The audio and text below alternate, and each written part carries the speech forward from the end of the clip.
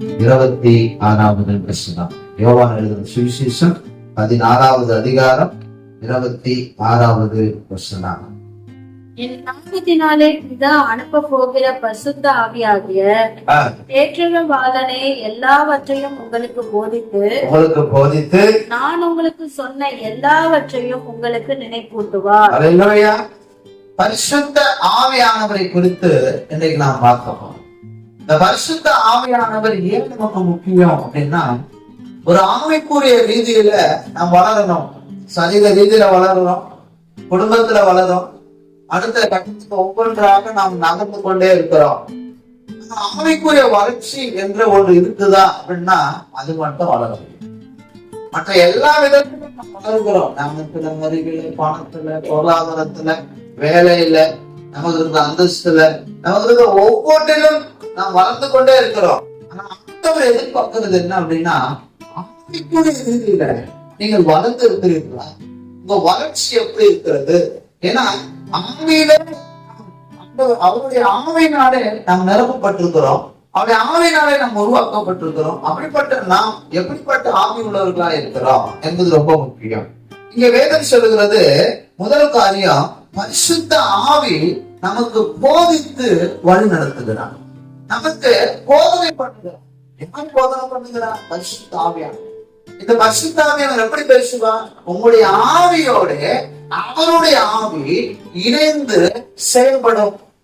ஒரு இடத்துக்கு போறோம், ஒரு மனுஷரை சந்திக்கிறோம், ஒரு இனத்தாரை சந்திக்கிறோம், ஒரு புதிய மனுஷர்களோ இல்ல உறவினர்களோ சந்திக்கும் பொழுது சில தேவையில்லாத வார்த்தைகளோ, தேவையில்லாத சம்பவங்களோ, தேவையில்லாத ஒரு புரிதலோ நமக்கு இருக்கும் பொழுது ஆவியானவர் பேசுவார், ஆவியானவர் வெளிப்படுத்துவார். இங்க இதை பேசாத, இங்க இதை பேசு, இதை வெளிப்படுத்தாத, இதை நீ வெளிப்படுத்து என்று ஆண்டவர் உடனே நம்மளோட பேசுகிறதை நாம் பார்க்கிறோம். சில நேரம் நம்ம நினைப்போம், நாமளே நம்மளை கட்டுப்படுத்தி நாம் அதை செயல்படுத்துகிறோம் அப்படின்னு.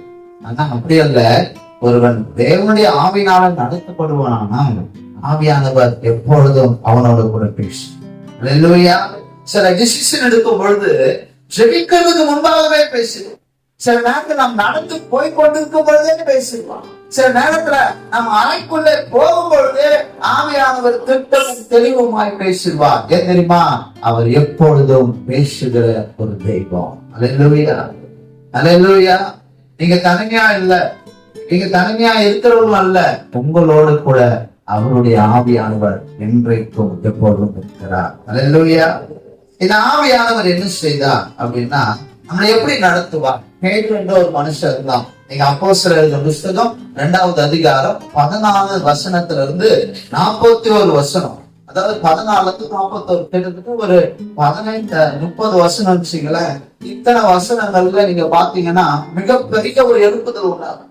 மிகப்பெரிய ஒரு எழுப்புதல சாதாரணமான மீன் பிடிக்கிற ஒரு மனுஷனை கொண்டு கத்து செய்கிறார். அவனுக்கு படிப்பறிவு இல்லை, அவன் மூர்க்கன், அவன் கோபக்காரன், அவன் துணிஞ்சவன், அவன் அடிக்கிறவன், இப்படித்தான் அப்படி இருந்தான். அவன் பயந்தவன். இன்னும் ஒரு கருத்துல போனா மூர்க்கனா இருந்தாலும் ஆவிக்குறையில இயேசு கிறிஸ்துடைய காரியத்துல ஓடினவன் என்று சொல்லப்பட்டிருக்கிறது. வல்லமையாய் மாற்ற பரிசுத்த ஆவியானவர் தேவைப்பட்டது. எத்தனை பேர் அனுமதிக்கிறோம்? அல்லேலூயா. சில நேரத்தில் நம்மை நிதானிக்கும் பொழுது எனக்கு அந்த தகுதி இல்லை, எனக்கு அந்த காரியம் இல்லை, எனக்கு இது இல்லை, அது நாம என்ன பண்ணிக்கிறோம்? சில நேரத்தில் அனலைஸ் பண்றோம். அதை ஒண்ணு புரிஞ்சுக்கிங்க, நம்ம கிட்ட எது இருக்குதோ இல்லையோ ஆவியானவர் இருப்பாரானா உங்களை தகுதிப்படுத்த அவர் போகிறோம். அல்லேலூயா. அப்ப ஆவியானவர் என்ன செய்வார்? எழுப்புதலை கொண்டு வருவார், என்ன செய்வார்? வல்லமையை கொண்டு வருவார். என்ன செய்வார்? சாத்தியம் இல்லாத ஒன்றை சாத்தியமாக்க அவரால் முடியும். அவரால் முடியும். அல்லேலூயா. அவரால் முடியும். அவரால் முடியாத ஒண்ணுமே. ஸ்கூல்ல பாருங்க, பிள்ளைங்களை எப்படி டீச்சர் வழி நடத்துறாங்க. எந்த டீச்சருமே ஸ்டூடெண்ட்ஸ பார்த்து என்ன சொல்ல மாட்டாங்க, எல்லா ஸ்டூடெண்ட்டும் உங்களை எப்படியாவது உங்க வாழ்க்கை நான் நாசம் பண்ணிடணும், உங்க வாழ்க்கையை நாங்க எடுத்துடணும், உங்களை படிக்கவே விடக்கூடாது, உங்க எதிர்காலத்தை நான் வளர்ச்சியாவே விடக்கூடாது அப்படின்னு எந்த ஒரு வார்த்தையுமே சொல்ல மாட்டாங்க. எல்லாரும் என்ன சொல்லுவாங்க, படிக்காத பிள்ளைகள் கூட சொல்லுவாங்க, நீ படிச்சனா நல்லா இருப்ப, உனக்கு என்ன உதவினாலும் இல்லை, நான் எப்ப வேணாலும் என்ன பண்ணுவேன், உனக்கு உதவி செய்வேன், உனக்கு நான் என்ன அட்டென்ஷன் கொடுத்து உனக்கு ஸ்பெஷலா எது வேணாலும் என்கிட்ட கேளு, முடியாலும் தனியா கேளு, உனக்கு நான் அதை சொல்லித்தரேன்.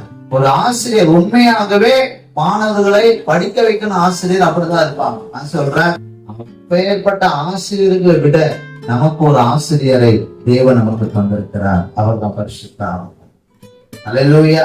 ஆவிக்குரிய மகன் வளரணும், ஆவிக்குரிய மகன் வரணும், அவனுடைய வாழ்க்கை மேன்மைப்படணும், அவன் வாழ்க்கையில அடுத்த கட்டத்துக்கு நகரணும் என்பதை ஆவியானவர் நினைவு கூறுகிறார். அதனால்தான் எந்நேரமும் எந்த சமயத்திலும் சரி நீங்க என்ன செய்யலாம், போன் அடிச்சு ஆண்டவர்கிட்ட பேசணும். எப்படி போன் அடிச்சு பேசுறது? எரேமியா 33:3 என்ன வசனம் அது? என்னை நோக்கி கூப்பிடு, அறியாததும் எட்டாததுமான பெரிய காரியங்களை அறிவிப்பதே. அல்லேலூயா, அல்லேலூயா. நீ எப்ப வேணாலும் என்ன கூப்பிடு, எப்ப வேணாலும் கூட, உனக்கு அறியாததும் உனக்கு எட்டாததும் எல்லாவற்றையும் உனக்கு நான் அறிவிப்பேன், தெரிவிப்பேன், உனக்கு போதிப்பேன், உனக்கு வேண்டிய காரியத்தை செய்வேன். ஒருவேளை அழுது கொண்டிருக்கிறியா, அந்த நேரத்தில் உனக்கு உதவி செய்வேன். ஒருவேளை சிரித்து கொண்டிருக்கிறியா, அந்த நேரத்தில் உதவி செய்வேன். ஒருவேளை கடுமையா இருக்கிறியா, அந்த நேரத்திலும் ஆவியானவர் நமக்கு உதவி செய்யணும். அல்லேலூயா. ஒருவேளை ஒரு சில நேரத்துல ஒரு கட்டத்தில் நம்மளை சந்திக்க யாரும் வர முடியாது, ஒரு யாரையும் சந்திக்க முடியாத ஒரு சூழல் இருக்கும் என்றாலும் ஆவியானவர் நமக்காக ஒத்தாசிக்கும். அல்லேலூயா. ஒரு முறை என்னுடைய சகோதரி பிரசவ வேதனைப்படும் பொழுது மிகுந்த உருப்பத்தோடு ஜெபம் பண்ணேன். என்னுடைய 2வது சகோதரி பயந்து போய் திகைச்சு, நான் ஜபத்துல இங்க உட்கார்ந்து நான் நல்லா அந்நிய பாஷை பேசி நல்லா ஜெபம் பண்ணிக்கிட்டே இருக்கிறேன். அந்த எனக்கு வெளிப்படுத்தின அந்த இடத்துல பிரசவத்தில் இருக்கும் பொழுது அவள் திடீர்னு பயந்து அவளை சுற்றிலும் ஒரு பெரிய இருள் சூழ்ந்து கொண்டு அவள் அப்படியே நிறந்து போயிருக்கிறத பார்க்கணும். அவன் பார்த்தது எனக்கு தெரியாது. நான் இங்க ஜெபம் பண்ணும்போது அவளை சுற்றிலும் அப்படி ஒரு பொல்லாத பிசாசு அவள் உயிரை எடுக்கணும்னு சொல்லி அப்படியே அங்க மோதி கொண்டு இருக்கிறத நான் பாக்குறேன். நான் இங்க இருந்து கட்டளை கொடுக்குறேன், இயேசுவின் நாமத்தினாலே எல்லாம் பொல்லாத ஆவிகள் விலகி போகணும். இப்பொழுது ஒரு விடுதலை கிடைக்கணும். ஆவியானவர் பேசுங்க. உங்களோட வல்லமை நான் போக முடியாது, ஆனா நீங்க போக முடியும். ஆண்டவரே நீர் அதிசயம் செய்ய முடியும். ஆண்டவர் ஒரே செகண்ட்ல ஜெபித்து கொண்டிருக்கிறேன், அந்த ஆண்டவர் ஒரே செகண்ட்ல விடுதலை கொடுத்து அது எல்லாம் விலகி போனது. அற்புதமாய் பிரசவத்தை தேவன் அமைச்சர். அல்லேலூயா. நாம போக முடியாது, நாம சந்திக்க முடியாது, நாம பேச முடியாது, ஆனா ஆவியானவர் போக முடியும், ஆவியானவர் பேச முடியும், ஆவியானவர் கிரியை செய்ய முடியும். எத்தனை பேர் அதை அமோதிக்கும்? அல்லேலூயா, அல்லேலூயா. அவரால முடியும், அவரால செய்ய முடியும். 2வது காரியம், இந்த பரிசுத்த ஆவியானவர் நமக்கு என்ன செய்வார்? விசுவாசத்தை உயிரடைய செய்வார். என்ன செய்வாரு? சொல்லுங்க, என்னுடைய விசுவாசத்தை உயிரடைய செய்வார். நம்முடைய விசுவாசம் இன்னைக்கு மகனுடைய விசுவாசம் அது ஒரு ரூம்ல கூட்டி வச்சது போல, ஒரு மண்ணை போட்டு புதைத்து வைத்தது போல நம்முடைய விசுவாசம் நம்ம விட்டு விலகி போயிடுச்சு. நம்முடைய விசுவாசத்துக்கு உயிரே இல்லாம இருக்கு. நம்முடைய விசுவாசம் அது எப்படி வெறுமையா இருக்கிறது, அது செழிப்பா இல்ல, அது ஆசீர்வாதம் அல்ல. பேருக்குதான் அது விசுவாசம், ஆனா அதுல ஒன்றுமே இல்லை. அப்படிப்பட்ட ஒரு சூழல் தான் நம்முடைய விசுவாசம் இருக்கு. ஆனா அந்த விசுவாசத்தை உயிரடைய செய்ய பரிசுத்த ஆவியானவர். அல்லேலூயா. வாசிப்போம். லூக்கா எழுதின சுவிசேஷம் 1ஆம் அதிகாரம் 35வது வசனம். லூக்கா எழுதின சுவிசேஷம் 1ஆம் அதிகாரம் 35வது வசனம். வாசிங்க.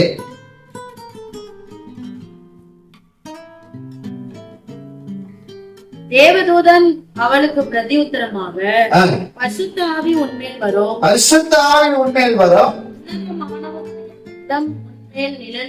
உன்னதமானவருடைய பலம் உன்மேல் நிழலிடும், அதனால் உன்னிடத்தில் பிறக்கும் பரிசுத்தம் உள்ளது, உன்னிடத்தில் பிறக்கும் பரிசுத்தம் உள்ளது, தேவனுடைய குமாரன் எனப்படும், தேவனுடைய குமாரன் எனப்படும். அல்லேலூயா. இங்க பாருங்க, கன்னி மரியாள் வாழ்க்கையில ஒரு காரியத்தை தேவன் செய்ய போகும்னு சொல்றார். ஆனா அது சாத்தியமே இல்லாத ஒன்று. இந்த உலகத்துல பிறந்து இத்தனை வருடங்கள் வரைக்கும் இன்னி வரைக்கும் நமக்கு யாருமே மெடிக்கல் இருக்கிறவங்க யாருமே ஏற்றுக்கொள்ள மாட்டாங்க. ஒரு ஆணும் பெண்ணும் இணைந்துதான் ஒரு குழந்தை.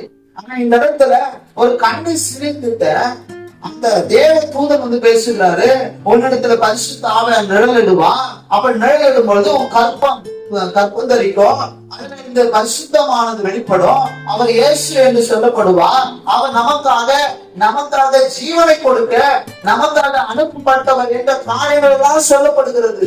அது கேட்கும் பொழுது அவர் கொஞ்சம் பயப்படுகிறார். ஆனா அதை அவர் நம்பினார். அல்லேலூயா, அல்லேலூயா. இந்த விசுவாசம் உயிரடைந்தது. கேட்கும் பொழுது கொஞ்சம் பயமா தான் இருக்கு. கேட்கும் பொழுது இது எப்படி ஆகும் என்ற ஒரு திகைப்பு இருந்தது. அவருடைய மனுஷத்திலே அப்படி எண்ணினாலும் ஒரு சில நிமிஷத்துல ஆண்டவர் நம்பினார், இது என்னால் ஆகாது, ஆனா தேவனால் ஆகும். அதனால்தான் ஸ்திரீகளுக்குள்ளே எப்படிப்பட்டவர் வாக்கியவது. அவருடைய விசுவாசம் அங்கு எடுக்கிறதுனால, அவருடைய விசுவாசம் உயிர் அடைந்ததுனால அவருடைய கற்பத்துக்குள்ள உயிர் உள்ள தேவன் எழுதி வந்தார்.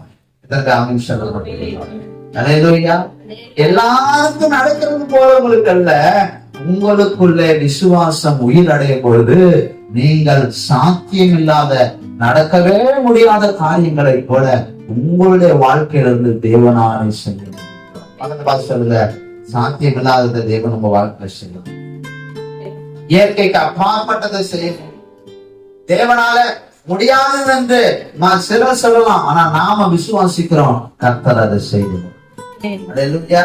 உலர்ந்து போயிருக்கு மரம் பட்டு போயிருக்கு, நிலமெல்லாம் உலர்ந்து போயிருக்குது, அடிக்கிற வெயில்ல எல்லாமே பற்றி போயிருக்குது, எல்லாமே இல்லை. நல்லா யோசிச்சு பாருங்க. இன்னும் இப்ப இருக்கிற அடுத்த 2 மாசத்துல எப்படி இருக்கும் பாருங்க. எல்லா மரத்துல இருந்தும் தலையெல்லாம் கிளம்பும், பூலாம் கொட்டி. இனி அந்த இடத்துல எப்படி இருக்காது, ஒரு செழிப்பு இருக்காது, புல்லு கூட இருக்காது. மாட்டுக்கு அந்த புல்லு சாப்பிட்றது கூட புல்லு இல்லாம, தலை இல்லாம இங்கே சிந்துது. ஏன்னா உஷ்ண வெயில் எல்லாத்தையும் தீச்சிரும். மழை இல்லாம எப்படி இருக்கும், வறண்டு போயிடும். காத்து கூட நமக்கு எப்படி இருக்கும், ரொம்ப அனல் வீசுகிற ஒரு கடுமையான அனல். நைட்ல தூங்க முடியாது, அவ்வளவு அனல் இறங்கி அப்படியே நம்ம சுட்டரிச்சு நம்மள காலி பண்ணிடும். சூழ்நிலையில ஒரு மழை வருது, ஒரு நல்ல ஒரு பனி வருது, நல்ல ஒரு மழை நல்லா பேஞ்சுக்கிட்டே இருக்கும் பொழுது இந்த சூழல் மாறுமா மாறாதுங்க? அப்படியே மாறிடும். அல்லேலூயா.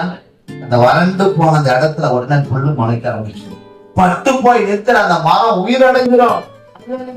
என்ன வந்துடும், அதோடைய இலைகள் வரும், பூ பூக்கும், காய் கொடுக்கும். மழை பெஞ்சாலே போதும், அந்த சூழலை எல்லாம் மாறிடும். நமக்கும் எப்படி வரும், காற்று அவ்வளவு அருமையாக மாறும். தேவ பிள்ளைகளே, பரிசுத்தாவின் அப்படிதான். ஒருவேளை வறண்டு போய், காஞ்சி போய், உலர்ந்து போய், ஒண்ணுமே இல்லை, அவ்வளவுதான், லாஸ்ட் எண்ட், டெட் எண்ட் அப்படின்னு நீங்க சொல்றீங்களா? நான் சொல்றேன், ஆவியானவர் உங்களோடு இடைப்படும் பொழுது, ஆவியானவர் உங்க மேல ஊற்றப்படும் பொழுது உங்களுக்குள்ள ஒரு செழிப்பை தேவன் கட்டளை. அல்லேலூயா. அங்கதான் உங்களுடைய விசுவாசத்தை வீரடைய உங்களை தேவன் மீண்டும் வெளியில கொண்டு வருகிறார். மீண்டும் உங்களுக்கு ஒரு புதிய அத்தியாயத்தை உறுதிப்படுத்துகிறார். நான் உன்னை மறக்கல, நான் உன்னை கைவிடல, நான் உன்னை விட்டு தூரம் போகல, உன் மேல நான் நினைவாக இருக்கிறேன், உன்னை நான் நேசிக்கிறேன் என்பதை மீண்டும் நினைவு கூறுகிற காரியத்தை நம்ம பார்க்கிறோம். அல்லேலூயா, அல்லேலூயா. நீங்க பார்க்கலாம், ஈசாக் விதை விதைத்தான். அவன் எத்தனை வருடம் மடங்கு அறுவடை செய்தான்? 100 மடங்கு. ஆனா அவன் விதை விதைத்த போது 100 மடங்கு அறுவடை செய்யும் பொழுது காலம் அப்படி இருந்தது, பஞ்சகாலம், கொடிய பஞ்சகாலம், மழையே கிடையாது, நிலமெல்லாம் வறண்டு போயிடுச்சு, ஒரு செழிப்பே இல்லாத ஒரு சூழ்நிலை. அந்த கட்டத்துல தேவன் எனக்கு வாக்கு கொடுத்திருக்கிறார், என் தகப்பனாருக்கு வாக்கு கொடுத்தா, நான் உன்னை ஆசீர்வதிக்குவேன், ஆசீர்வதித்து உன்னை பெருக பண்ணுவேன் அப்படின்னு ஒரு மிகப்பெரிய வாக்குத்தத்தை கொடுத்திருக்கிறாரு. ஆனா நான் இந்த சூழல்ல இருந்தாலும் என் தேவன் என்னை ஆசீர்வதிக்க வல்லவன். அல்லேலூயா, அல்லேலூயா. இப்ப உலகத்துல நடக்கிற சூழ்நிலை எல்லாம் பார்க்க மட்டும் பயங்கர இல்லை. நீ போகும்போதுதான் என்ன எப்படி இருக்குமே தெரியும். நான் சொல்றேன், உலகத்துல என்ன சூழ்நிலை நடந்தாலும் உங்களை என்னை வாழ வைக்கிற உயிரோடு இருக்கிறது. என்னை நடத்துவார், பரபாசனம் நடத்துவார். அல்லேலூயா. அவர் கைவிட மாட்டான், உங்களை வாழ வைப்பான். இந்த கடலை தான் என்ன பண்ணுவீங்க, கடந்து செங்கடல் பிளக்கப்படும், நீங்க நடந்து அந்த பக்கம் போவீங்க. யோர்தான் பிளக்கப்படும், நீங்க கடந்து அப்படி போவீங்க. அல்லேலூயா. எரிகோவெல்லாம் இடிக்கப்படும், கர்த்தர் உங்களுக்கு வெற்றியை தருவார். எத்தனை பேர் விசுவாசம்? இந்த சூழ்நிலையில தேவன் உங்களை வாழ வைப்பார். ஈசாக்கை வாழ வைப்பார். அவருடைய விசுவாசம் உயிரடைந்தது. எல்லாருடைய விசுவாசம் செத்து போயிடுச்சு. எல்லாரும் சொன்னாங்க, இப்ப போய் விதை விதைக்கிறப்பா, இப்ப விதை விதைச்சா இருக்கிற அந்த நெல்லும் வீணாயிடும். நான் சொல்றேன், ஒரு தேவ பிள்ளை எப்ப விதை விதைப்பா தெரியுமா? சாத்தியமே இல்லாத சூழ்நிலை, நடக்கவே முடியாது என்ற சூழ்நிலை, அவனுடைய விசுவாசம் உயிரடையும் பொழுது அவன் விதை விதைப்பான். ஆமீன் சொல்லுவாங்க. அப்ப நம்ம சாத்தியமே இல்லாத சூழ்நிலை, நடக்கவே முடியாத ஒரு சூழ்நிலை எப்ப நம்ம விதை விதைக்க முடியும்? ஆவியானவர் நம்ம மேல ஊற்றப்படும் பொழுது, ஆவியானவர் நம்மோடு இடைப்படும் பொழுது, முடிந்து போயிருக்கிற சூழலை உயிரடைய செய்ய அவனான. அல்லேலூயா, அல்லேலூயா. மூன்றாவது காரியம், இந்த பரிசுத்த ஆவியானவர் ஏதோ இப்போ வந்தவர் அல்ல, ஆரம்பத்துல இருந்து. ஆரம்பத்துல இருந்து ஆவியானவர் எப்பதுல இருந்து இருக்கிறாரு? ஆரம்பத்துல வாசிங்களா, ஆதியாகமம் 1-2 வாசிங்க. ஆதியாகம புஸ்தகம் 1ஆம் அதிகாரம் 2வது வசனம் வாசிங்க. மொத்தமாயிராவது. பூமியானது ஒழுங்கின்மையும் பெருமையுமாயிருந்தது, ஆழத்தின் மேல் இருள் இருந்தது.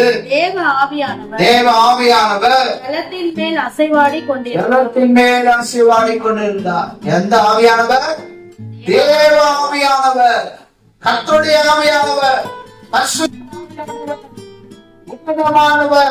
நம்மை நடத்துகிற ஆவியானவர் அன்றைக்கே ஜலத்தின் மேல் அசைவாடி கொண்டிருந்தார். இருள் இருந்தது, சூழலெல்லாம் மாறிப்படுத்தது. ஒரு வித்தியாசமான ஒரு சூழல் இந்த பூமியை ஆட்கொண்டிருந்த சூழ்நிலையிலே ஆவியானவர் கொண்டிருந்தார். சொன்னாரு, நான் உங்களுக்கு ஒரு தேற்றவாளன் தரேன், அவர் உங்களை நடத்துவார் என்று. சில சொல்லுவாங்க, இதா வந்தாரு, அப்புறம் குமாரன் வந்தாரு, அப்புறம் பரிசுத்த ஆவியானவர் வந்தாரு. இல்ல இல்ல இல்ல, 3 பேருமே ஆதியில இருந்து இருக்கிறாங்க. அந்த ஆவியானவர் தான் பலப்படுத்துகிறார், நமக்கு உற்சாகத்தை தருகிறார், நமக்கு வேண்டிய காரியங்கள் எல்லாம் அவரே செய்து கொண்டிருக்கிறார். நமக்கு ஒரு பிளான் கொடுக்கிறார். என்ன கொடுக்கிறாரு? வீடு கட்டினா முதல்ல நம்மளுக்கு என்ன வேணும் அப்படின்னா பிளான் இருக்கணும். பிளான் இல்லாம நம்ம எதை கட்டினாலும் அது ஒழுங்கன்மையா போயிடும். ஏதோ ஒரு இடம் இருக்கு, இந்த இடத்துல ஒரு வீடை கட்டுவோம், இப்படி ஒரு சேர், அப்படி ஒரு சேர், அப்படி போடணும், இப்படி போடணும், அப்படியே நம்ம பாக்குற வழியெல்லாம் கட்டிட்டு போனா அது வீடா இருக்குமா? வீடா இருக்காது, அது புகை மாதிரி ஆயிடும், அது ஒரு வெறுமையா மாறிடும். ஆனா முன்னாடியே நம்ம அதுக்கு ஏற்ற மாதிரி இந்த இடத்துல இங்க இருக்கணும், இந்த இடத்துல இருக்கணும் அப்படின்னு ஒரு திட்டம் போட்டு செயல்பட்டா அது சரியா அமையும். அல்லேலூயா. நான் சொல்றேன், இந்த உலகத்தை தேவன் திட்டம் போட்டுதான் ஆண்டு உருவாக்கி வச்சு, பிளான் பண்ணி தான் உருவாக்கி வச்சிருக்கிற. அப்படி உருவாக்கினவர் உங்களை என்னையும் அப்படிதான் உருவாக்கி வச்சு. தாயின் கருவில் தோன்றும் முன்னே உன்னை பேர் சொல்லி அழைத்தேன் என்று சொல்லியிருக்க, உள்ள கையில நான் மறைந்து வைத்திருக்கிறேன் சொல்லுகிறார். உன்னை தொடுகிறவன் என் கண்மணியை தொடுகிறான் என்று சொல்லியிருக்கிறார்.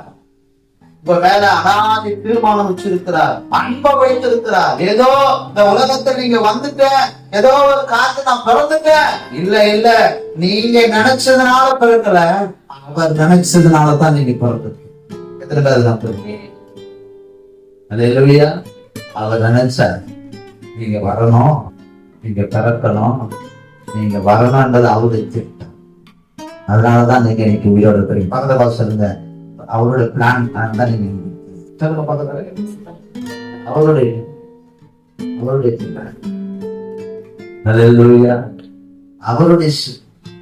அவருடைய அனாதி தீர்மானம். ஆவியானவர் உங்களை முன்குறித்து அவர் என்ன பண்ணியிருக்கிறாரு? முன்குறித்து வச்சிருக்கிறார். அல்லேலூயா. எடுத்து வாசிங்க. 1 கொரிந்தியர் 2ஆம் அதிகாரம் 4-5 வருஷம். 1 கொரிந்தியர் 2ஆம் அதிகாரம் 4வது வசனம் 5வது வசனம். உங்கள் விசுவாசம் மனுஷனுடைய ஞானத்தில் அல்ல, தேவனுடைய பலத்தில் நிற்கும்படிக்கு என் பேச்சும் என் பிரசங்கமும் மனுஷ ஞானத்துக்குரிய நவ வசனம் உள்ளதாயிராமல் பலத்தினாலும் உறுதிப்படுத்தப்பட்டதாயிருக்கிறது. அல்லேலூயா. பேசுகிற பிரசங்கம் கூட மனுஷனுடைய பலத்தினால அல்ல, ஆவியினாலே அருளப்பட்டது. ஆவியினால் அருளப்பட்டது. பரிசுத்த ஆவியினாலே கொடுக்கப்பட்டிருக்கிறது. பவுல் பிரசங்கம் பண்றாரு, சொல்றார், நான் என்னுடைய ஞானத்துல பண்ணல, என்னுடைய அறிவுல பண்ணல, எனக்கு இருக்கிற படிப்பு திறமையினால பண்ணல. பவுல் நீங்கள் நான் சொன்ன சாதாரண மனுஷன் இல்ல, அவன் சகலத்தை கரைத்து குடித்து யூத முறைமையின்படி வாழ்ந்து காட்டினான். அவன் மிகப்பெரிய ஒரு அங்கீகாரம் உள்ள ஒரு மனுஷனா இருந்தான். அப்படிப்பட்ட மனுஷன் எங்கெல்லாம் சபை இருக்கோ அதெல்லாம் உடைக்கிறதுக்கு அதிகாரத்தோட போயிட்டு அங்க போய் அடிச்சு நோக்கான். மனுஷன் ஆவியானவர் கொடுத்தாங்க. அந்த மனுஷனை ஆவியானவர் நிரப்பினான். அந்த மனுஷன் வேறு மனுஷனாய் மாறினான். அவன் மாம்சத்தில் செயல்பட்டான். ஆனா என்னைக்கு ஆவியானவர் அவனை தொட்டாரோ அவன் பரிசுத்த ஆவியால் நிரப்பப்பட்டான். அப்படியே மாறி சேவானை அடிச்சு கொள்ளும் பொழுது அவன் உண்மைதான். இப்ப இதே பவுல இப்ப மற்றவங்க அடிக்கும் பொழுது பவுல் ஓடி போகல, பவுல் விலகி போகல. அடிச்சு போட்ட மக்கள் மெக்கதனியா தேசத்துக்கு வெளியில போடும்போது கூட திரும்ப எடுத்து வந்து பிரச்சனை பண்ணினா. தேவ பலம் அவனோட கூட இருந்தது. அவன் பேசும்போது ஆவியானவர் கிருபை செய்தார். அவனோட கூட தேவனுடைய ஆவியானவர் செயல்பட்டார். அமே சொல்லுவேன். அல்லேலூயா. இன்னைக்கு சுவிசேஷம் சொல்றதுக்கு, இன்னைக்கு ஆண்டுடைய வாக்கு சொல்றதுக்கு நம்ம பயப்படுறோம். நம்ம அதை குறிச்சு அப்படியே திகைக்கிறோம். நான் சொல்றேன், உங்கள் மேல பரிசுத்த ஆவியானவர் வருவாரானா நீங்க உங்க மாம்சத்தை பேச மாட்டீங்க, ஆவியில பேச. பேதுருக்கிட்ட இயேசு சொல்றோம், என்னை யாரு நினைக்கிறேன்? அவங்களா என்ன நினைக்கிறாங்க? அனைவரும் உங்க எலியான்னு சொல்றாங்க. ஒரு சிலர் நீ தச்சனுடைய குமாரன்னு சொல்றாங்க. அப்படி இப்படின்னு எல்லாம் சொல்றோம். அப்ப இயேசு கிறிஸ்து கேட்கிறார், நீ என்ன யாரு நினைக்கிற? நீ ஜீவனுள்ள தேவனுடைய குமாரன் சொல்றாரு. நீ ஜீவனுள்ள தேவனுடைய குமாரன். அப்ப இயேசு அவனை பார்த்து சொல்றாரு, இது நீ உன்னுடைய மாம்சத்துல உன்னுடைய அறிவுல சொல்லுங்க, பரிசுத்த ஆவியானவர் உனக்கு அதை வெளிப்படுத்தினார். ஆமென் சொல்லுவோமே. அல்லேலூயா. சில நேரத்தில் நாம பேசும் பொழுது நாம அல்ல, பரிசுத்த ஆவியானவர் நம்மில இருந்து பேசு. நம்ம அறியாமலே நமக்குள்ள இருந்து ஆவியானவர் பேச ஆரம்பிச்சிருவார். நாம உள்ள ஆவியானவர் இருக்கும் பொழுது, நாம் பேசும் பொழுது ஆவியானவர் வெளிப்பட ஆரம்பிச்சிருவாரு. பேதுருக்குள்ள இருந்து ஆண்டவர் கேட்கும் பொழுது, அந்த பதில் வரும் பொழுது பரிசுத்த ஆவியானவர் வெளிப்படுத்துறாரு. சொல்றாரு, உங்களை கொண்டு போய் சங்கத்துக்கு முன்னாடியும் அவங்க முன்னாடி யாரு முன்னாடி உங்களை நிறுத்தினாலும் பயந்துராதீங்க. ஐயோ அவங்களுக்கு என்ன சொல்றது, இவங்களுக்கு என்ன சொல்றது, இவங்களுக்கு என்ன பதில் கொடுக்குது, பயப்படாதீங்க. உங்களோட ஆவியானவர் இருக்கிறா, அவர் பேசுவார், அவர் வெளிப்படுத்துவார். கரங்களை வைத்து அமைச்சு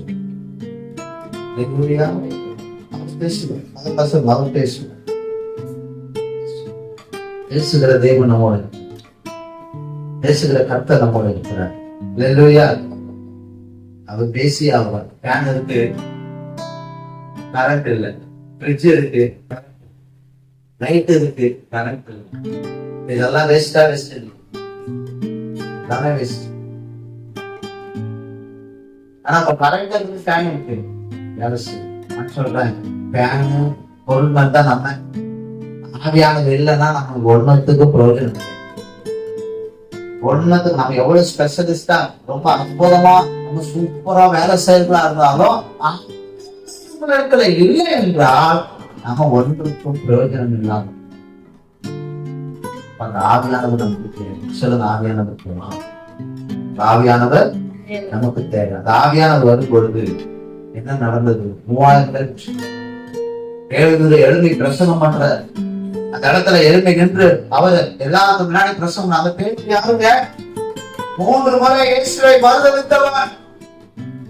இயேசு போன உடனே வலையை தூக்கிக்கிட்டு போலாம், நம்ம களம் முடிச்சு அவர்தான் அப்படின்னு சொல்லி இதோட இந்த ஊழியம் முடிஞ்சு இயேசுவ முடிச்சுட்டாரு அவ்வளவுதான் அப்படின்னு சொல்லி தன்னை வேலைக்கு போனவன். அதுதான் நீங்க பைபிள்ல படிச்சா தெரியும். பேதுரு மட்டும் கடலுக்கு போல, மொத்த சீசனுக்கு போயிட்டான் கடலுக்கு. 3 வருஷம் அவங்க இயேசுவோட இருக்கும் பொழுது அப்படியே ராஜா மாதிரி இருப்பாங்க. இயேசு அப்படி மிராக்கிள் பண்றாரு, பயங்கர அற்புதம் பண்றாரு. கூட இருக்கிறவங்க எல்லாம் அவரோட சீஷர்கள். ஜனங்க எப்படி வரவேற்றிருப்பாங்க, எப்படி பார்த்திருப்பாங்க, எவ்வளவு மரியாதை கொடுத்திருப்பாங்க, எவ்வளவு காணிக்கை, எவ்வளவு இது, எவ்வளவு அங்கீகாரம், எப்படி இருந்திருக்கும். இப்ப இயேசு போயிட்டாரு, இங்க எல்லாம் டப்பு மிஸ் ஆயிட்டாங்க. அவங்க ஓடி போய் ரூமுக்குள்ள மறைஞ்சு, யூதர்களுக்கு பயந்து இதனால ரூமுல போய் மறைஞ்சிக்கிறாங்க. அங்க போய் பயந்து நடந்து இருக்கிறாங்க. 3 வருஷம் ராஜா மாதிரி அப்படி போகும்பொழுது வரும்பொழுதும் அவங்க இருக்கிற பவர்ல இவங்க அப்படியே ஜாலியா போனாங்க. அவங்க போன உடனே அவ்வளவுதான் நடிக்கிட்டாங்க. பேருக்கு பார்த்தோம், பழைய நமக்கு கை கொடுக்குற ஒரு தொழில் இருக்கு. நமக்கு பெருசா எல்லாம் செட்டில் ஆன நிமிஷம் ஒன்னும் நடக்கல. உனக்கு என்ன கொடுப்பான், பழைய தொழில் இருக்குது, தூக்கு வலைய இருந்து தூக்கிட்டு போனான். எல்லா சீசனும் போயிட்டாங்க. எதுக்கு போனாங்க, சாப்பிட்றதுக்கு ஒண்ணும் இல்லைங்க. 3 வருஷம் வேலை செய்யல, நல்லா சாப்பிட்டாங்க, நல்லா தூங்கினாங்க, நல்லா அடிக்கினாங்க, இயேசுவோட போனாங்க வந்தாங்க. இப்ப சாப்பிட்றதுக்கு ஒண்ணும் இல்ல. எவ்வளவு நேரத்துக்குள்ள இருக்க முடியும், தலையை தூக்கிட்டு கிளம்பிட்டாங்க, போயிட்டாங்க, மீன் பிடிக்க போயிட்டாங்க. இயேசு திரும்ப வராங்க, அது பார்த்தாரு. அலையில மீனை பிடிச்சிட்டு வர்றவங்களுக்கு அவங்களுக்கு என்ன தேவைன்னு இயேசுக்கு தெரியும். மீனை பொறிச்சு வைக்கிறது, மீனை பொறிச்சு சூப்பரா ரெடி பண்ணி வைக்கிறாரு. கிட்ட வராங்க, எல்லாரும் கூப்பிட்டு சாப்பிடுமான்றாரு. நாமளும் அதை தயங்கி நின்று இயேசு இருக்காரு அப்படின்னு அவங்க சொல்லப்பட்டது. ஒன்னும் பேசல, இயேசு எதுவும் பேசாம பேச முடியல. மீனை சாப்பிட்டதோ அப்பதான் கேட்கிறாரு, பேதுரு நேசிக்கிறியா? ஆமாண்டவரே, சாப்பிட்டு மீன் நல்லா சாப்பிடு கேட்கிறாரு. பேதுரு நல்லா நேசிக்கிறியா? திரும்ப ஆமாண்டவரே, அதை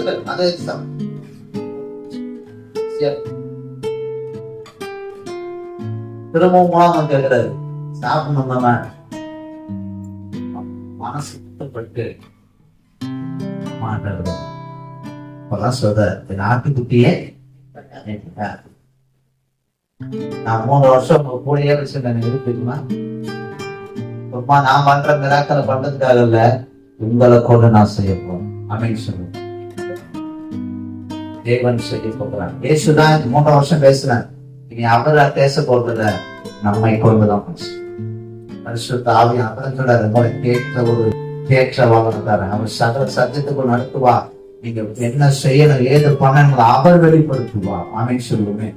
யாராவது உங்ககிட்ட கேட்டா என்ன ஆகும் போது, ஏது ஆகும் போது யார கேட்டா ஒண்ணு சொல்லுங்க, அவர் என்னை நடத்துவா. அல்லேலூயா. மறந்துடாதீங்க, அவர் நம்மை நடத்துவா. அம்மா அப்பாவுக்கு தெரியாது நான் என்ன எப்படி பிறப்பேன், நான் எப்படி வளருவேன், எனக்கு என்ன பேர் வைப்பேன் அவருக்கு தெரியாது. ஆனா அவருக்கு தெரியும். பிளான் எல்லாம் அவர்கிட்ட இருக்கு. யாராவது எப்படி நடக்கும், அவர் நடத்துவார். சொல்லுங்க, அவர் நடத்துவார். சொல்லுங்க, அவர் நடத்துவார். அந்த பேருக்கு தான் இங்க எழுப்பிட்டு பேசுறான். 3000 பேர் வச்சுக்கோம். பரிசுத்த ஆவியானவர் வந்த உடனே பேதுரு பழைய கோழையா இல்லை, மறுதளிச்சவனாய் அல்ல, பின் திரும்பி ஓடினவனாய் அல்ல, அவன் எழும்பி பிரசங்கித்தான். தேவனுடைய வார்த்தையை பேசி. நான் சொல்றேன், அந்த ஆவியானவர்களை நிரப்பும் பொழுது, அந்த ஆவியானவர்களோடு கூட இருக்கும் பொழுது உங்களை மீண்டும் பலப்படுத்துவார், மீண்டும் உங்களை நிலைநிற்ப வைப்பார். எவ்வளவு நேரம் அந்நிய பாஷையில பேசுறீங்க, எவ்வளவு நேரம் ஆவியில் நிரம்பி ஜெபிக்கிறீங்க. சபையில வந்து கொஞ்ச நேரம் அந்த ஆவியில் நிரம்பி போறதோட சரி. சொல்றேன், உங்க ஜெபங்களை கம்மியா இருக்குங்க, நீங்க ஆண்டவரோட பேசுறத கம்மியா இருக்குங்க. அந்நிய பாஷையில பேசி ஜெபம், மணி கணக்குல அந்நிய பாஷையில பேசிட்டு ஜெபம் பண்ணுங்க. உங்க ஆவி விளக்கணும், உங்க பிரச்சனைகள் விலகும். ஏன் தெரியுமா? நீங்க பேசி ஜெபிக்கும் பொழுது நீங்க யோசித்தோ நீங்க சிந்தித்தோ ஜெபம் பண்ணுவீங்க. இருந்து ஜெபிப்பாரானால் அவர் சரியா ஜெபம் பண்ணுவார். அவர் சரியா ஜெபம் பண்ணுவார். அவர் எதுக்காக ஜெபம் பண்ணுமோ உங்களுக்குள்ள இருந்து உங்க வாய் மூலமாய் அவர் ஜெபம் பண்ணுவார், பேசுவார். அந்நிய வாசி மணி நேரம் அந்நிய வாசியில பேசுங்க. தெரியும், நான் இன்னைக்கு இதுக்காக ஜெபிக்கணும், என் மகனுக்காக ஜெபிக்கணும், மகனுக்காக ஜெபிக்கணும், திருமணத்துக்காக ஜெபிக்கணும், குழந்தைக்காக ஜெபிக்கணும், வேலைக்காக ஜெபிக்கணும், அதுக்கு இதுக்கு இல்ல இல்ல இல்ல. அந்நிய வாசியில ஜெபம் பண்ணிட்டு போங்களேன். ஏதோ ஒரு பல உங்க கூட இருக்கிற மாதிரி, ஒரு பெரிய சக்தி நிறைந்தவர்களாக, ஒரு நல்ல ஒரு தெம்பு பலன்களுக்குள்ள இருக்கும், ஒரு புதிய நம்பிக்கை இருக்கும், விசுவாசம் இருக்கும். ஆவியானது ஆமென். அல்லேலூயா. சொல்லி முடிக்கிறேன். அதாவது காரியம் என்ன அப்படின்னா, 5வது காரியம், ஆவியானவர் என்ன தருகிறார். கலாத்தை எழுதின புஸ்தகம் 5வது அதிகாரம் 22, 23. ஆவியின் கனியோ அன்பு, சந்தோஷம், சமாதானம், நீடிய பொறுமை, தயவு, நற்குணம், விசுவாசம், சாந்தம், நிச்சயடக்கம், இப்படிப்பட்டவைகளுக்கு விரோதமான பிரமாணம் இல்லை. அல்லேலூயா. ஆவியானவர் உங்களை நிரப்பும் போது எப்படி ஆயிடுவீங்க? நல்லா பாருங்க. ஆவியானவர் வரும்போது நீங்க அன்புள்ளவர்களா மாறிடுவீங்க. எப்படி மாறிடுவீங்க? நீங்க எப்படி மாறி சொல்லுங்க. எல்லாம் அன்புள்ளவர்களா மாறிடுவோம். 2வது நம்ம எப்படி ஆயிடுவோம்? சந்தோஷம் உள்ளவர்களா மாறிடுவோம். ஆவியானவர் இடத்துல வரும்போது சந்தோஷம் இருக்கும். 3வது, இந்த ஆவியானவர் நம்மிடத்துல இருக்கும்போது சமாதானம் இருக்கும். எந்த சூழ்நிலையிலும் சமாதானம் நம்ம வாழ்க்கையில் நிலைப்பட்டு இருக்கும். சரி, இந்த ஆவியானவர் வரும்போது அப்படி இருக்கும். நீடிய பொறுமையே இருக்காது. அதுக்கு முன்னாடி பொறுமைன்றதை நம்ம வாழ்க்கையில் இல்லாத ஒரு மனுஷனா இருந்திருப்போம். ஆனா ஆவியானவர் வருவாருன்னா அப்படிப்பட்ட ஒரு பொறுமையை தேவன் நமக்கு தரும். உங்களுக்கு புரிஞ்சிருக்கணும். இந்த ஆவினால் பொறுமை இருக்குதா, பொறுமை உங்ககிட்ட இருக்குதா, பொறுமை இல்லையா? பொறுமை இருக்குது அப்படின்னா அதான் சாதாரண பொறுமை இல்ல. எப்படிப்பட்ட பொறுமை? நீடிய பொறுமை. அந்த பொறுமை இருக்குதுன்னா ஆவியானவர் இடத்துல இருக்கான்னு அர்த்தம். அடுத்தது என்னது? தயவு. யாருக்குமே இறங்காத ஒரு மனசு, இரக்கமே இல்லாத ஒரு மனசு. ஆனா ஆவியானவர் வந்துட்டாருன்னா உங்களுக்கு இறங்குற மனசு அப்படியே ஆயிடும். தயவு பண்ணுவீங்க, எல்லாருக்கும் தயவு பண்ணுவீங்க. நாம எதிர்பார்க்கும் சிலருடைய கண்ணுல தயவு கிடைக்காதா? சிலர் நமக்கு உதவி செய்ய மாட்டாங்களா? அவங்க நமக்கு இறங்க மாட்டாங்க நம்ம நினைப்போம் இல்லையா? எதை வச்சு நம்ம செய்ய மாட்டோம், எதை எதிர்பார்க்காம செய்யணும் தயவு. அல்லேலூயா. ஆவியானவர் வந்தா நம்ம தயவு உள்ளவங்களா மாட்டோம். அடுத்தது, ஆவியானவர் வந்து எப்படி இருக்கும்? நல்ல குணம். சொல்லுங்க, நல்ல குணம். நல்ல குணம் என்ன தெரியுமா? நன்மை செய்வதற்கே நன்மை செய்வது நல்ல குணம் அல்ல, தீமை செய்கிறவர்களுக்கு நன்மை செய்வதுதான் நல்ல குணம். சத்துருவ நேசிதான் சொன்னார். அதுதான் நல்ல குணம். அவன் நல்லது செஞ்சுக்கிறான்பா, அவன் செய்யணும், செய்யணுப்பா, நல்ல குணம். அப்படி நினைச்சா இன்னைக்கு நாம வாழவே முடியாது. நல்ல குணம் தெரியுமா? அவன் நமக்கு செய்யப்பா, நாம கொடுப்போம், நாம செய்யணும், நாம அதை தவிர நாம அவன் கூட நிற்போம். அதுதான் நல்ல, அதுதான் நல்ல ஒரு எண்ணம். அல்லேலூயா. ஆவியான இருப்பாரானால் நல்ல குணம். ஆவியான இருப்பாரானால் விசுவாசம். விசுவாசமே இல்லாத ஒரு வாழ்க்கை, நம்பிக்கையே இல்லாத ஒரு வாழ்க்கை. ஆனா ஆவியானவர் வந்துட்டா எங்க இருந்து வரும் தெரியாது. அப்படிப்பட்ட ஒரு விசுவாசம் வரும்.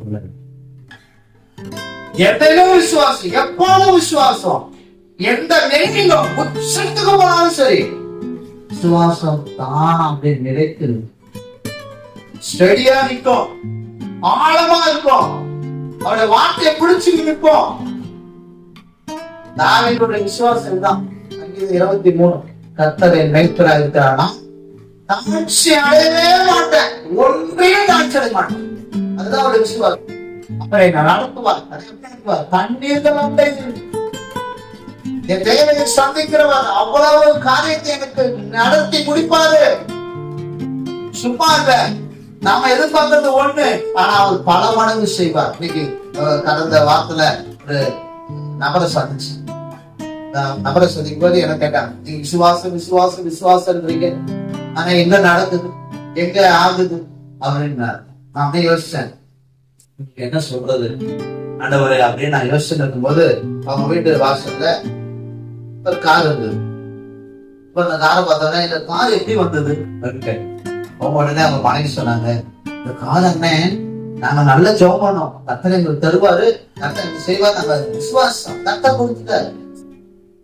இந்த வீடு இந்த வீடு நீங்க தானே வந்து ஜெபம் பண்ணீங்க, நாங்க போய் ஜெபம் பண்ணோம்.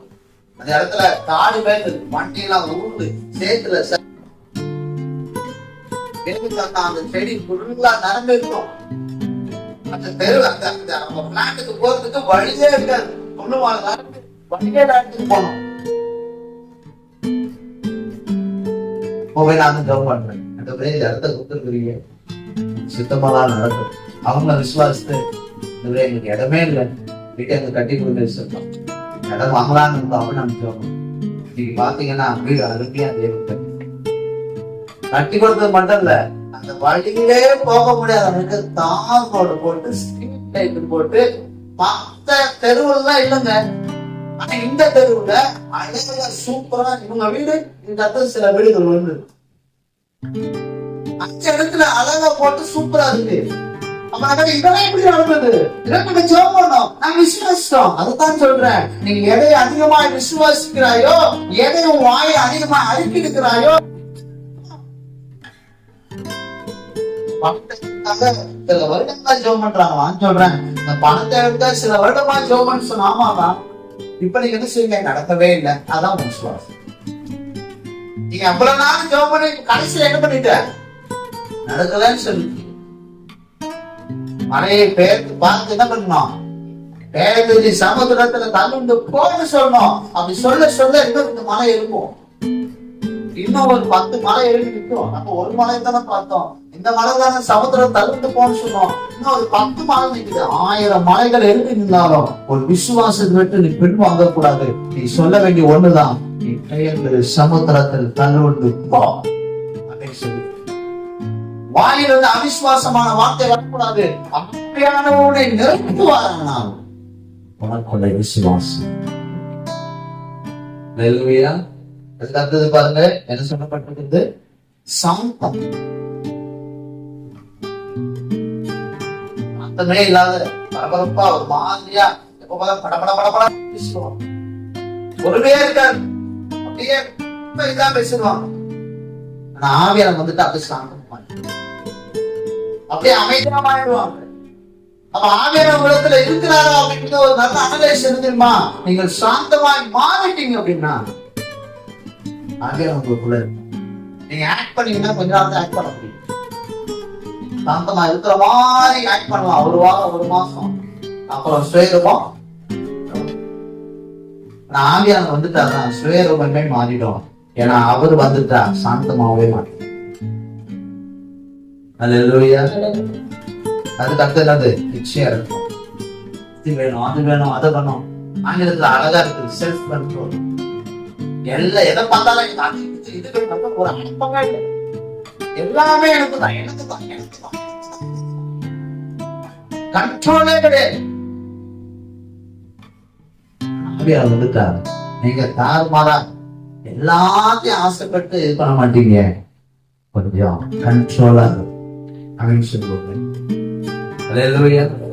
ஆவியானவர் வந்தா இந்த கனிகள்லாம் நீங்க செக் பண்ணணும். உங்களை அனலைஸ் பண்ணி என்ன சேர்த்தான் செக் பண்ணணும். ஆவியானவர் என்கிட்ட இருக்கிறாரா, இதெல்லாம் இப்படி இருக்குதா, எனக்குள்ள இருக்குதா, ரீடிங் இருக்குதா. பரிசுத்த ஆவியானவர் உங்களிடத்தில் வரும்போது நீங்க பலன் அடையும். அல்லேலூயா. ஆவியானவர் நம்மை நடத்துகிறார். நல்ல கனி கொடுக்கிறவர்களாய் கர்த்தர் நம்ம என்ன செய்யறாரு, மாற்றுகிறார். எல்லாரும் எழுந்திருப்போமா.